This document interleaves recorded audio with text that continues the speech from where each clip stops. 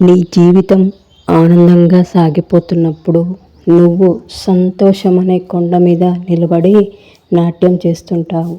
అప్పుడు భగవంతుడు అనుకుంటాడు, కష్టాలు కన్నీళ్ళు కూడా ఎంత ఆనందంగా ఉన్నాడో అని.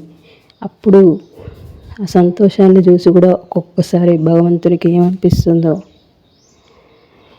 అప్పుడు భగవంతుడు తన చిటికెన వేలు కదలికతో నిన్ను కష్టాల లోయలోకి అమాంతం తోసేస్తాడు. అప్పుడు నువ్వు బాధపడకుండా ధైర్యంగా ఆ కష్టాన్ని ఎదుర్కోవాలి. ఇది జరగడానికి పట్టే సమయం రెప్పపాటు కాలం మాత్రమే. అదే జీవితం అంటే. జీవితంలో కష్టాలు కన్నీళ్ళు అనేవి వస్తూ పోతూనే ఉంటాయి. సముద్రంలో అలలాంటివి అంతే. వాటిని దాటుకొని ముందుకు వెళ్ళాలి. అంతేగాని కష్టం వచ్చి